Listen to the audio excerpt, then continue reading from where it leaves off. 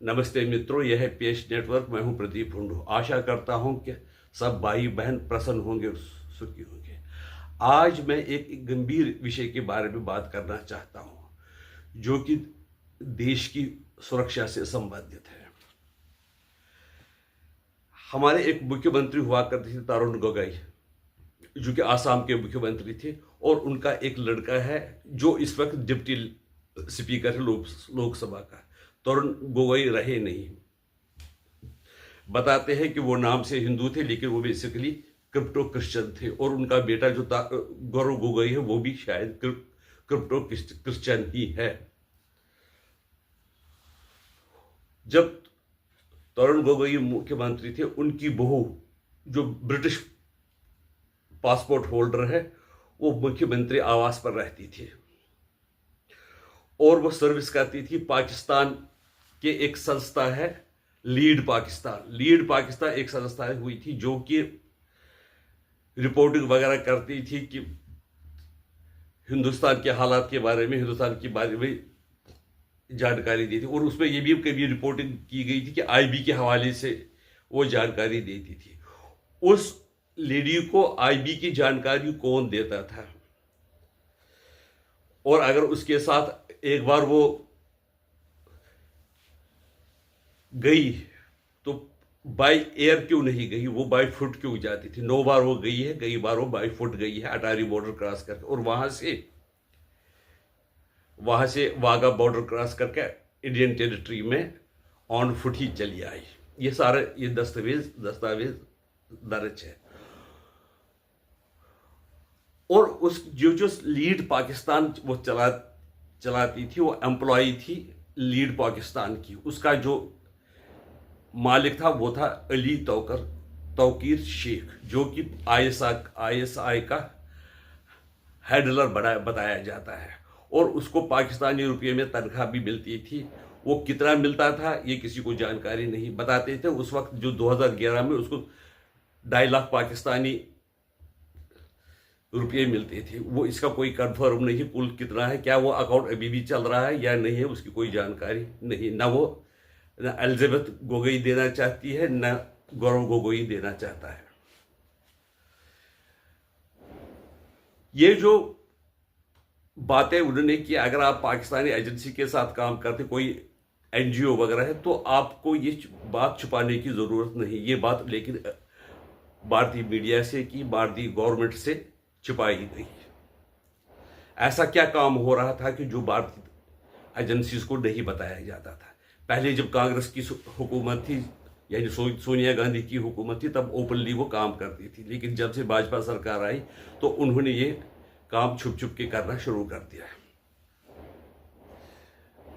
पाकिस्तान में उनका जो अकाउंट है वो अभी चल रहा है, किसी को जानकारी नहीं है। उसमें कितने अगर चल रहा है कितने पैसे, वो किसी को जानकारी नहीं है। लीड इंडिया का क्या काम है, वो वैसे जो बताए थे ह्यूमैनिटेरियन एड वगैरह, प्रेस वगैरह की हिंदुस्तान के हालात के बारे में बताना, या पॉलिसी मेकर्स को लॉबिंग करने के लिए वो लीड इंडिया बनाई गई थी। अब जो आसाम के मुख्यमंत्री हैं हेमंत विश्व शर्मा, वो कहते हैं, दावे से कहते हैं कि ऐसे देश विरोधी गतिविधियों में उसकी पत्नी, गौरव गोगोई की पत्नी इन्वॉल्व थी कि उसको जेल जाना पड़ेगा।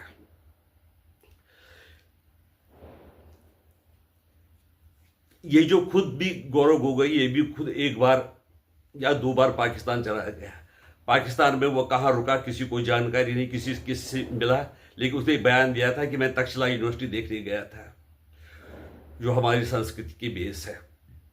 लेकिन बाकी दिन किसके साथ रहा, क्या किया, उसकी कोई जानकारी हमें मुहैया नहीं की गई, भारत को मुहैया नहीं की गई। और उसका एक बार वीजा, जो पाकिस्तान का वीजा, वो एक्सपायर भी हो गया था, लेकिन फिर भी उसको पाकिस्तान में रहने दिया गया, और इंडिया ने भी कोई ऑब्जेक्शन नहीं किया, क्योंकि उस वक्त ये 2010, 2011, 2012-13 की कहानी है। और उसकी एक भाभी है एलिजाबेथ गोगोई की, वो है इटालियन नागरिक।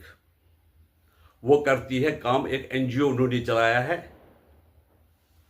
Caritas India. कैरिटास इंडिया है कि पिछड़े इलाकों में लोगों की भलाई के लिए काम करना है, आदिवासियों में काम करना है।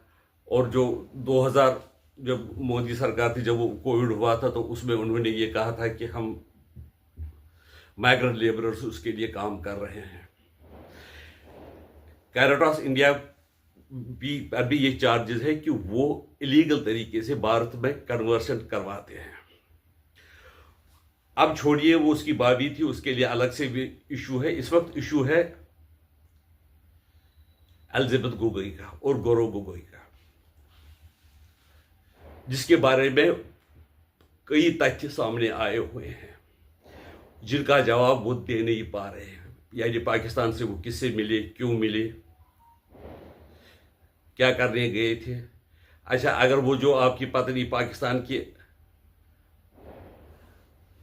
किसी एजेंसी के लिए काम करती है तो कोई दिक्कत है, अगर वो ऐसी आईएसआई के साथ तो नहीं काम करती, उसका कोई जवाब नहीं है।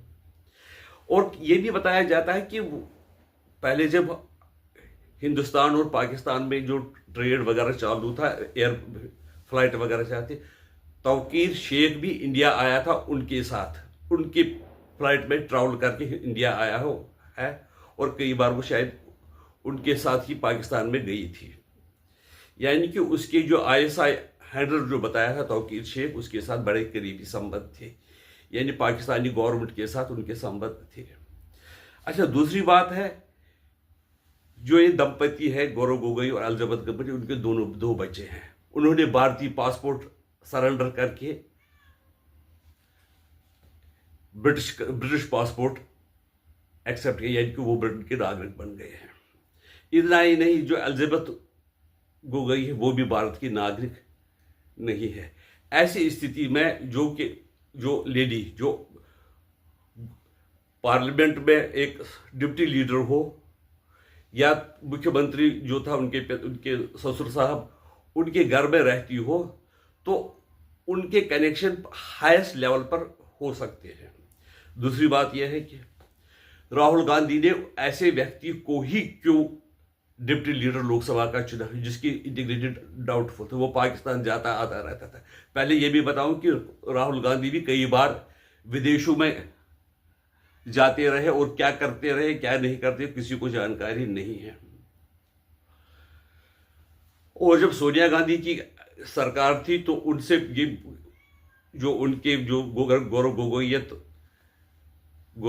या उसके जो तरुण गोगोई, उनसे क्यों नहीं पूछती थी कि आप ये जो आपकी बहू है वो पाकिस्तान क्या करने जाती है, अगर जाती है तो उसको कौन सी करेंसी में पैसा मिलता है। और ऐसा भी बताया जाता है जब उसने लीड इंडिया की स्थापना की, उसमें उनको जो भारत में विदेशों से पैसा भी आता था, जो भारत जो फॉरेन एक्सचेंज रेगुलेशन उसके अगेंस्ट भी था, और वो पैसा किस लिए इस्तेमाल किया गया उसका भी कोई हिसाब किताब नहीं है। अब हमें ये अफवाह चली है कि वो ये जो गौरव गोगोई है या उसकी पत्नी है, वो देश विरोधी काम में इन्वॉल्व थे। अगर ये सच्चाई है तो ये बड़ा गंभीर विषय है, और उसमें गहराई से जांच की आवश्यकता है। और वो ऐसे अगर तो उसको, अगर ऐसा एसआईटी की कोई ऐसी रिपोर्ट आती है, एसआईटी की रिपोर्ट अभी पब्लिक नहीं की गई, उसको केंद्र सरकार के पास भेजा गया है, अगर वो रिपोर्ट पब्लिक की जाए और हालात देखे जाए तो उस पर सख्त से सख्त कार्रवाई की जानी चाहिए, ताकि ये पता चले कि हमारे कॉरिडोर्स में पावर कौन से मोल है, जो कि कभी कभी राजीव गांधी की पत्नी बनकर आते हैं, गोगोई की पत्नी बनकर आते हैं, और हाईएस्ट लेवल पर कांटेक्ट में रहते हैं, और पूरे जो जानकारी है बड़े लेवल पर रहते हैं, उसकी जानकारी रखते हैं। उसके लिए पूरी जांच चाहिए, और एसआईटी नहीं एनआईए की जांच होनी चाहिए, ताकि पूरी सच्चाई सामने आए और आगे की कार्रवाई उसी हिसाब से होनी चाहिए। भारत माता की जय, वंदे मातरम, नमस्कार।